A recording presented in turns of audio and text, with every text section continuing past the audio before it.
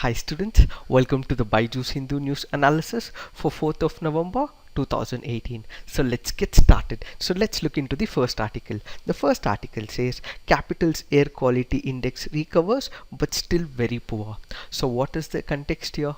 Previously, we have discussed on n number of occasions that Delhi is called as the pollution capital. The Supreme Court has gone on to an extent and it has described Delhi as the gas chamber where people are inhaling toxic air gases. It is also said this is akin to smoking a pack of cigarettes. So the Supreme Court has given scathing criticisms for the government that it is not able to control the pollution, and at the same time people are also equally responsible. How? Because of the massive amount of vehicleization and then industrialization and not giving due process through this process. And what we have to understand in this concern is that there is one of the important equipments, and that is nothing but the Zafar. So what is this Zafar? The Zafar is nothing but the system of air quality and weather forecasting research. This can be a prospective question in your prelims examination. So let's look into some of the important facts.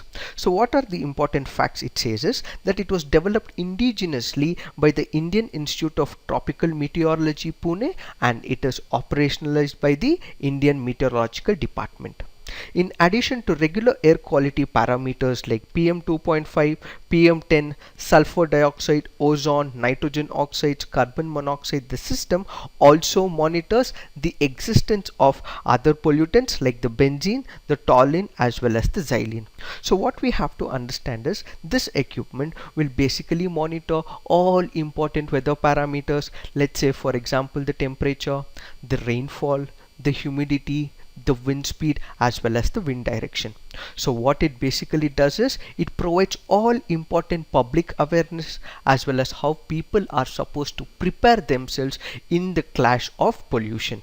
So this will give them an understanding of all the linkages between the pollutants which will create the emission, then the pollution in and around that area, and how this could be a problem to the weather as well as the climatic conditions. So this equipment Zafar basically has certain display system. So you have the display system that is seen here is one of the things, that is how it is reciprocated in places like Delhi as well as in Pune.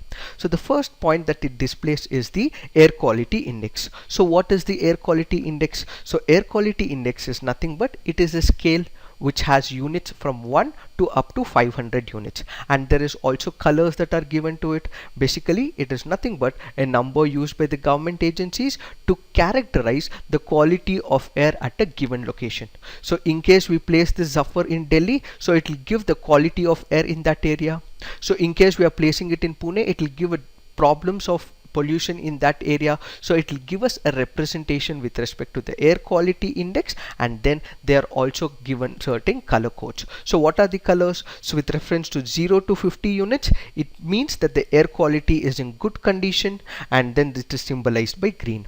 And if it's units from 51 to 100, it is moderate, and it means it is in yellow.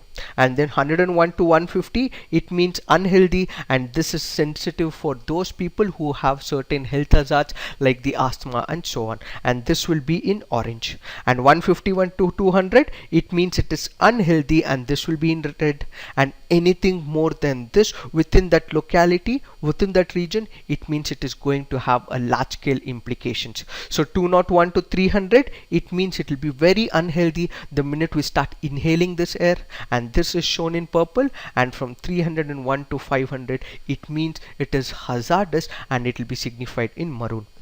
Apart from this Zafar also have one of the other index, and that is to do with the UV index. So this UV index is also displayed on this Zafar. So this will have a scale of about 1 to 10. So anything within 1 to 3, it means that the UV radiation and the index within this particular region is comparatively okay and it is good. But anything more than 3, it means that there will start off certain irritational levels. So what do we mean by it? In case the UV index is comparatively more than 3, what we will see is that it has crossed this permissible limit of 3, and when it crosses this limit, what we will also see is certain skill elements irritation, and this is what this system of air quality and weather forecasting research is all about. And what we have to understand in this context is this has given certain statistics with reference to this article. What it goes on to say is data from Zephyr showed that the line particulate, that is PM 2.5, is at 175 micrograms per cubic meter, almost 3 times the safe level of 60. So the safe level for the particulate matter is about 60, but what we see in Delhi is about 175. At the same time, when it comes to the particulate matter, what we see is about 302 micrograms per cubic meter, but this is 3 times more than the safer levels of 100. So ideally, the particulate matter, which was supposed to be at 60, has gone up to 175, and the particulate matter, which was supposed to be at 100, is resonating at 302. But what we have to understand in this condition is because of this suffer, we do have certain advantages. So what are the advantages that we are speaking about? As we have seen, there are certain air quality indications as well as the UV indications that this suffer goes on to project. So this will provide location specific information about the air quality, so people in and around that area would be able to take certain measures. So the minute it displays all these parameters, it displays the nitrogen oxide, it displays the carbon monoxide, it displays the UV index, so it is displaying all this on that particular display electronic device. So because it also forecasts 1 to 3 days in prior, you can avoid growing up to that region so that the dust settles down and pollution comparatively decreases. And apart from this, let's take for example, there are a number of hospitals which also have this electronic device. So the minute they have this electronic device, they'll be able to go on a research. They'll be able to see if the increase in pollution has any of the health issues like the bronchitis or any health impacts, and at the same time, if there is decrease in the pollution, how can we understand what are the possible impacts of this pollution is what they'll be able to get into. Apart from this, this can also be used in the disaster management. So because they're able to get the idea of the pollution levels, what they can possibly also do is alert the people and the commuters in that area that there is large scale pollution in this area, so kindly avoid it. So they can send a notification, they can send an SMS and ask the people to avoid this particular area. So this is all we have to understand in reference to this article. Moving on, let's look into the next article. So the next article that we are speaking about is in reference to the owls. So what we have to understand is Diwali has its own significance. So Diwali is celebrated as the festival of lights. It is the victory of the good over the evil. So it is the ones where the virtues are raising up over the vices. But what is the problem that we see right now is, so this dispenser of darkness has itself created dark ages to all these important species, that is the owls. So what we have to understand in this case is the context speaks about the minute Diwali celebrations happen, there are certain people who practice occult, and these people are killing it, butchering it, maiming it in the name of occult practices. So during this Diwali celebrations, what we see is large number of illegal trade of owls are taking place, and it is this illegal trade that is killing all these species and creating darkness in their own personal lives. So what we have to understand is, we have to understand the context what we are speaking about. So when we look into the context, there was one of the reports, and that is the Imperial Custodians of the Night, which was released by the traffic. So what it goes on to say is, during these celebrations, the number of owls are illegally traded into India, and they are sacrificed for all rituals and ceremonies during this festive season. So why is this happening? So there is a particular onus and there is a particular thought in certain people that during Diwali, this owl is able to ward off all their evil spirits. So it is believed that these owls, in case they are sacrificed, in case they are killed, it will ward off the evils, and it also has certain medicinal values. So because it has certain medicinal values, because it is also able to ward off the evils, that is why they are brought up to this area by illegal channels and they are killed. So what we have to understand in this case is, in the name of black magic, in the name of occult practices, and in the name of pseudo spirituality as well as superstition, there is killing of a particular species of owl. So there is certain species that are mentioned here, and some of them are the spotted owlet, the barn owl, as well as the rock eagle owl. So all this have IUCN status of least concern. So in case there is a possible question in the prelims, the spotted owlet, the barn owl, as well as the rock eagle have the IUCN status of least concern. And apart from this, there is also another important owl, and that is the forest owlet.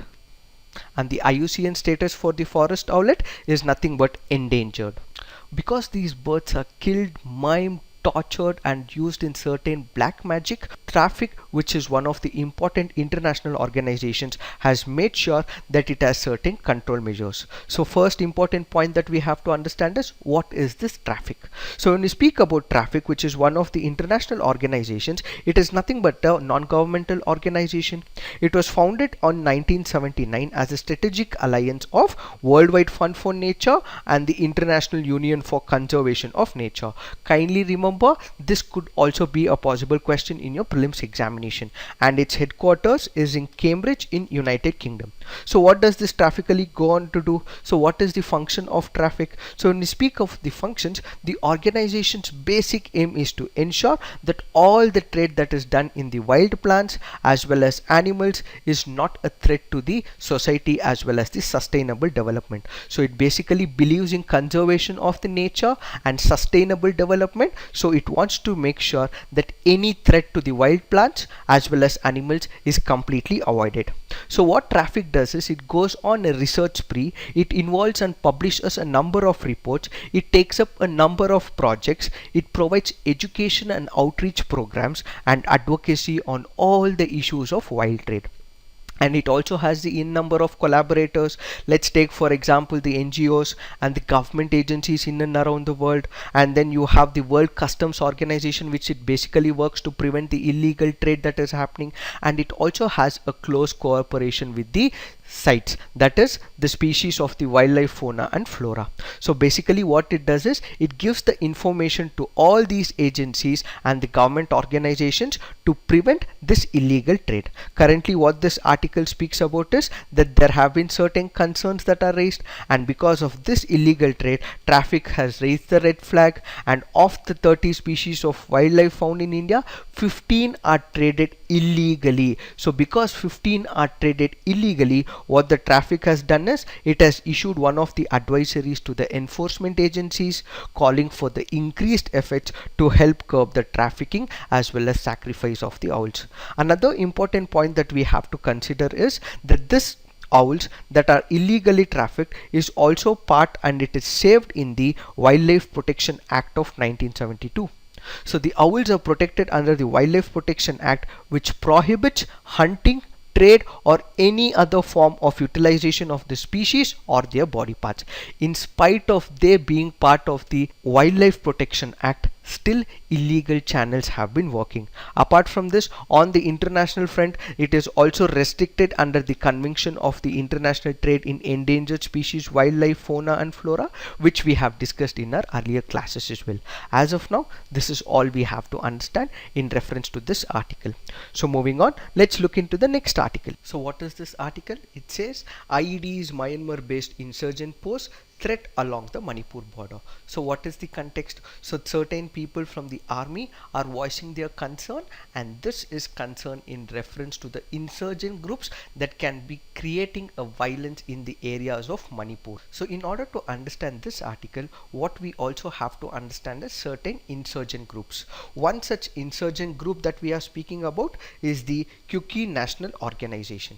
So this Kuki National Organization, also called as KNO, has its own army, and this army is called as the Kuki National Army.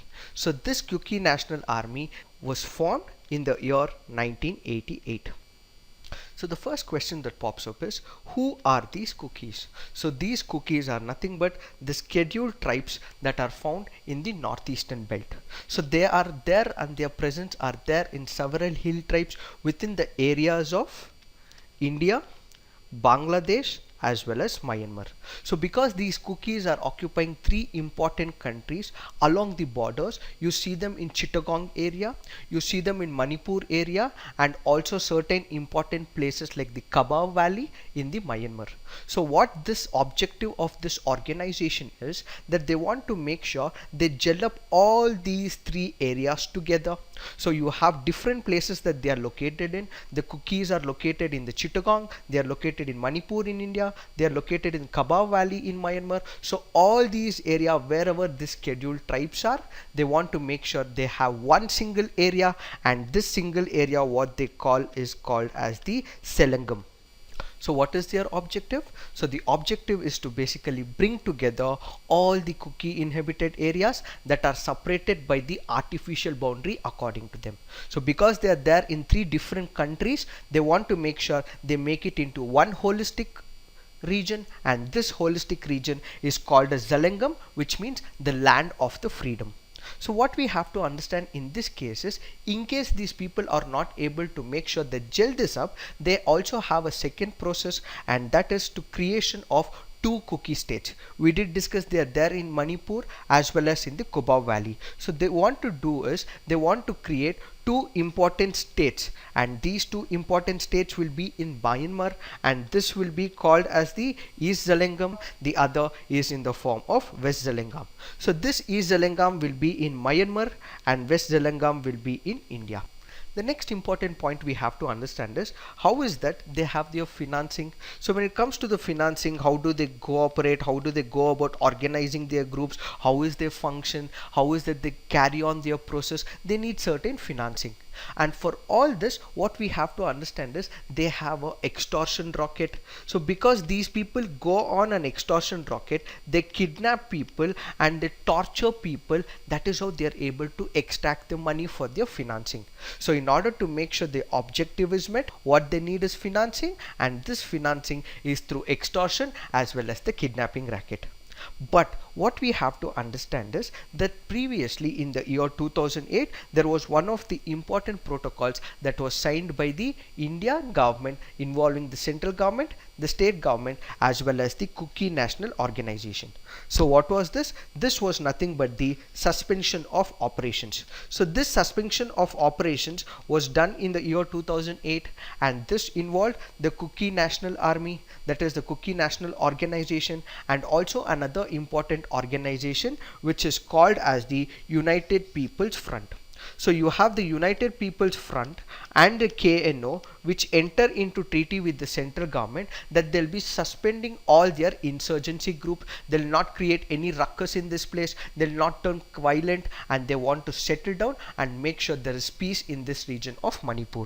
So what did this truce treaty go about saying? That there are these insurgents within these political outfits, and all these political outfits will be housed in a monitoring camps, and they'll be monitored in these camps, and apart from this all their weapons will be locked up. So when they entered into this agreement, what this agreement went on to say was, these people went on to say that we comply by the sovereignty of India, we comply by the sovereignty of the Manipur state, but the problem is the sixth schedule that you have which is extended to Manipur should have certain modifications. So what it says is, the sixth schedule that we currently have which is given to the areas of Manipur where they have certain autonomous and there are certain independence to deserve their own trajectory needs to be further modified. Why modification? That is because these people say that the cookies as a whole, they have a different culture. Because they have a different culture, because they have a different history, and because they have their own set of parameters to rule, what they have requested the government of India is, even if you are entering and making sure that sixth schedule is enforced and it becomes autonomous, still there needs to be certain modifications. Why? Because we have a different set of hierarchy, we have a different set of traditions, we have a different set of culture. We need to accommodate this culture. That is why the sixth schedule, even if it is being implemented, what we request you, the government of India, is give us certain modifications so that we could be able to change it and modify according to our culture. So what is the current context? So the current context says that Manipur has decades old insurgency. So this has been controlled time and again, but there are certain pockets, certain people who are not controlled under this treaty, and it is these people who are creating violence in this area. So what this article goes on to say is that they have certain sophisticated weapons, they have AK-47s, they have rocket launchers, they have missiles which have been provided by outside forces. So because they have these sophisticated weapons, and because this terrain that we see in the Manipur and Myanmar is comparatively hilly and thickly forested, we are not able to stop them completely. Another important point that this article goes on to say is that India has made sure that it is making one of the important policies, and that is the Government of India's Act East policy. And because the Act East policy runs through this corridor, that is through the Asian Highway 1, which will link the Indian state as well as the Association of the Southeast Asians through the Mora. So because there is this land corridor which is a part of the Asian Highway which is going through this area, it becomes very important and imperative for the armed forces to ensure security along this highway to enable free movement. So what are the three important points it makes? The three important points are: one is these insurgents now have the sophisticated weapons, this can create violence in this area.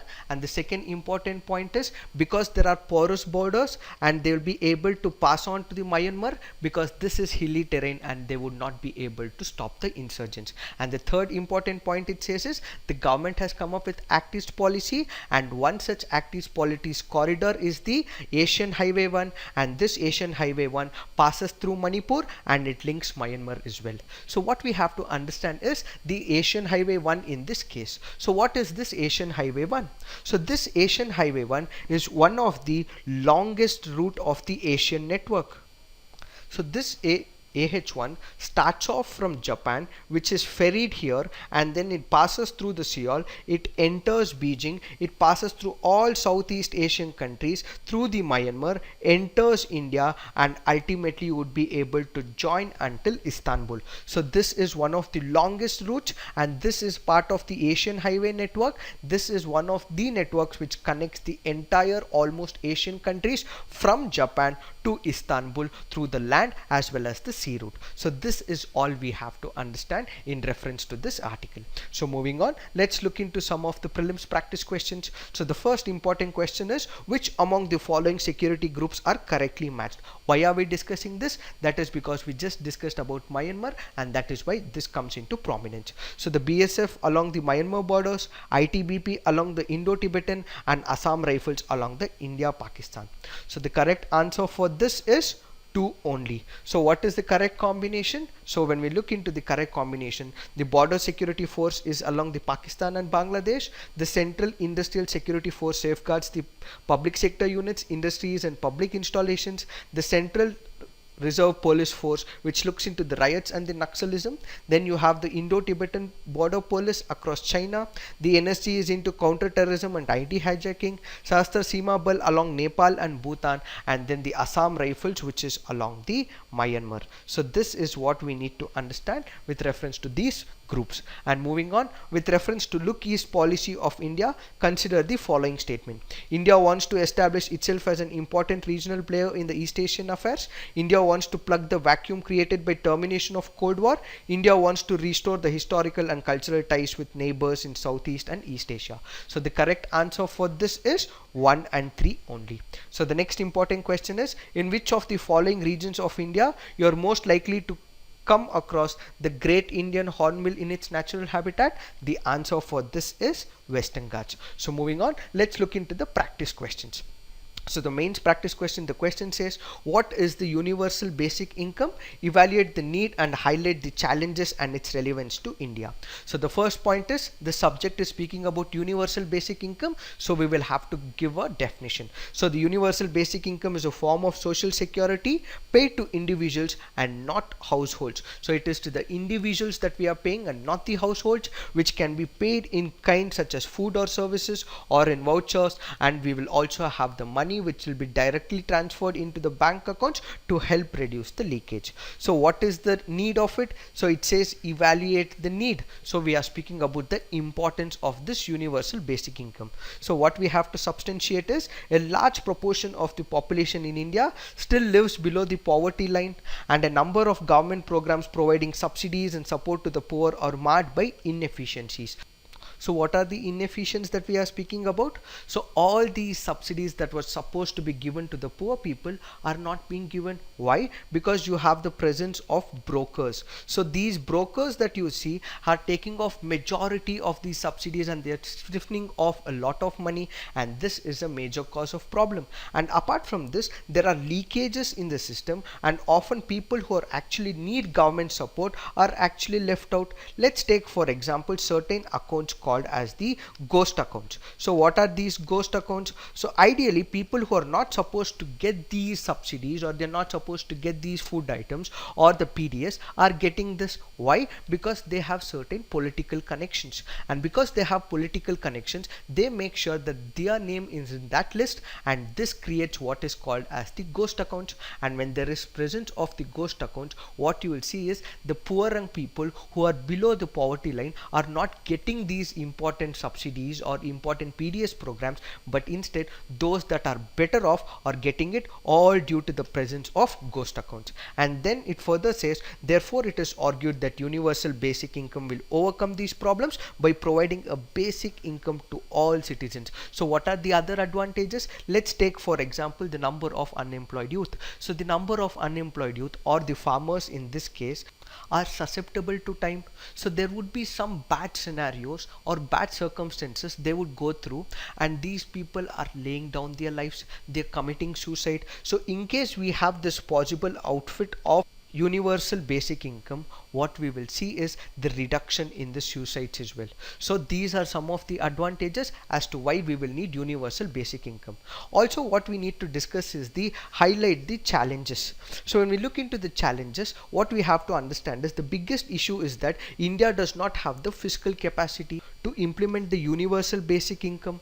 So India needs almost up to 3% of the GDP, or sometimes the IMF prediction even says it is 5% of the GDP. So is India capable of doing this? Not exactly. So we should not be going forward with this move. So the second, universal income can create distortions in the labor market. A steady, permanent and guaranteed income without any work is likely to affect the labor mobility and participation. So what we did discuss, that there are people who are unemployed, so this will obviously reduce the suicide rates. But there is also another angle to it. If government is providing them certain money, why would they want to work? So these people who are looking for jobs will stop looking for work. Why? Because the government is giving them money. So what we also have to understand is there is possible advantage, there is also the negative, that is the disadvantage. Why? Because people will stop looking for work, and when you're not looking for work, where will you get the labor market? Where will you get the people to be employed in the labor market is the question that haunts us. So again, we should not be taking up this universal basic income scheme.